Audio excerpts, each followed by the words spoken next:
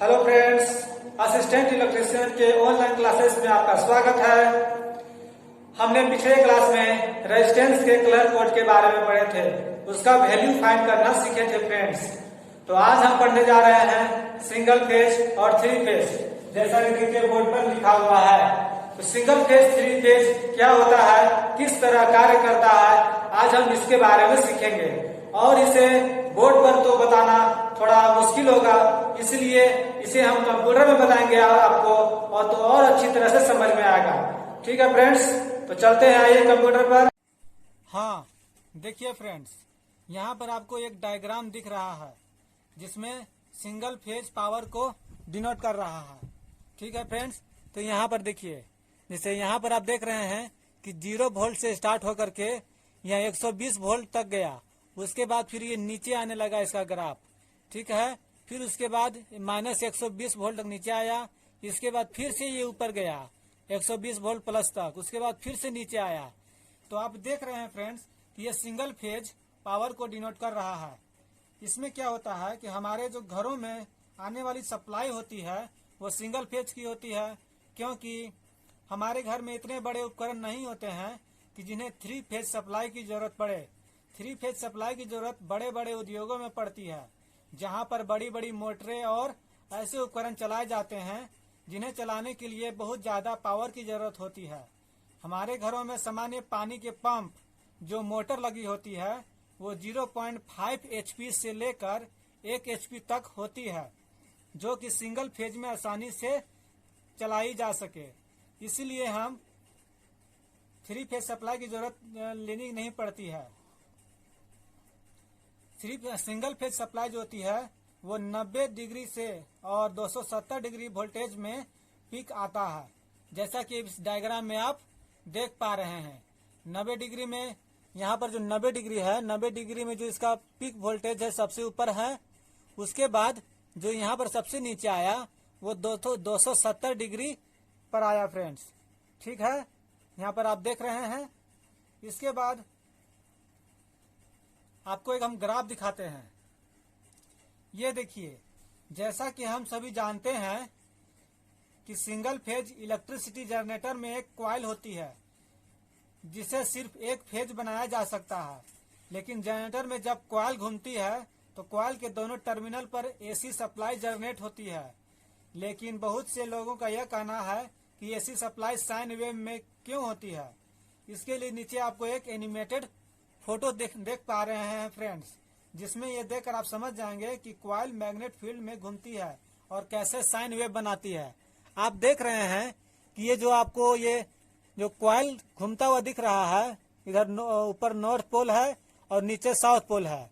तो इसमें आप देख रहे हैं कि जैसे जैसे जो ए है वो नॉर्थ पोल की ओर आता है तो ये नीचे चला जाता है ऐसा ग्राफ, और जब ये साउथ पोल की ओर आता है तो इसका ग्राफ ऊपर जाता है। आप ध्यान से देखिए फ्रेंड्स इस ग्राफ, एनिमेटेड ग्राफ को, तो आपको सिंगल फेज में जो साइन वेव कैसे बनता है आपको बहुत अच्छी तरह से समझ में आ रहा होगा।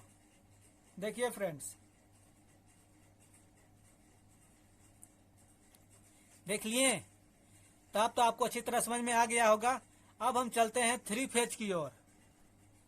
हाँ देखिए, ये जो आप देख रहे हैं ग्राफ, ये थ्री फेज पावर सप्लाई की है, जिसमें 3 फेज सप्लाई में इलेक्ट्रिक जनरेटर के अंदर 3 कॉइल लगाई जाती है और यह कॉइल एक दूसरे से 120 डिग्री के अंतर में होती है फ्रेंड्स। देखिए, यहाँ से एक कॉइल यहाँ आया तो यहाँ से 120 डिग्री का अंतर यहाँ आया, फिर यहाँ से 120 डिग्री का अंतर, फिर यहाँ से 120 डिग्री का अंतर।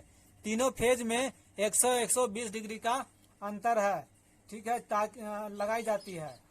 ठीक है, जब फेज पीक हो तो दूसरा पीक ना हो, इसे आप फोटो में देखकर अच्छी तरह समझ पा रहे हैं। जब कॉइल के एक दूसरे से 120 डिग्री के कोल पर सेट की जाती है ना फ्रेंड्स, तब उसमें बनने वाली जो सप्लाई होती है वो फ्रीक्वेंसी वो भी 120 डिग्री के अंतर में ही बनता है। आप इसमें देख पा रहे हैं। ठीक है फ्रेंड्स, इसमें आप देख पा रहे हैं कि 3 फेज का वायर निकला हुआ है। एक फेज के लिए ब्लू को डिनोट किया गया है, दूसरे फेज के लिए रेड को और तीसरे फेज के लिए ग्रीन को। और सभी फेजों में 120 डिग्री का अंतर आपको भली भांति शो हो रहा है। जब एक फेज का वोल्टेज 120 डिग्री पर पिक करता है तो दूसरा नहीं पिक करता है, तीसरा भी नहीं। उसी प्रकार जब दूसरा करता है तो पहला और तीसरा नहीं करता है, और जब तीसरा पिक करता है 120 डिग्री पर तो पहला और दूसरा वोल्टेज पिक नहीं करता है। तो फेज एक ही होता है, लेकिन उसमें जो समय का जो अंतर हो जाता है, इसी से फेज में डिफरेंस हो जाता है। ठीक है फ्रेंड्स, आप इसे देखकर अच्छी तरह समझ गए। आइए इसका अब हम एनिमेटेड ग्राफ देखते हैं। ये देखिए फ्रेंड्स, फेज एक ही है। इसमें देख रहे हैं आप कि जो पहला कॉइल है, एक कॉइल जनरेटर है जिसमें 3 कॉइल बनाए गए हैं।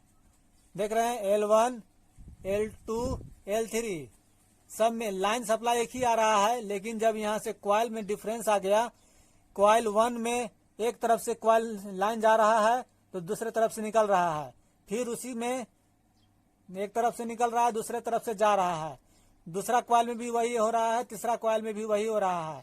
आप इस जो डायग्राम है इसे आप देखकर समझने का प्रयास करिए। देख रहे हैं आप कि इसमें जो कॉइल में जो अंतर आप देख पा रहे हैं, और ये आपको जो मैग्नेट है, ये मैग्नेट जिस प्रकार से घूम रहा है, यही 3 फेज को डिनोट करता है। ये तीनों कॉइल जो हैं 120 डिग्री के अंतर में सेट किए गए हैं, जिसमें सभी में फ्रीक्वेंसी भी 120 डिग्री के अंतर में आती है, और इसे वोल्टेज में भी उतना ही प्रकार का अंतर मिलता है। ठीक है, देख रहे हैं आप।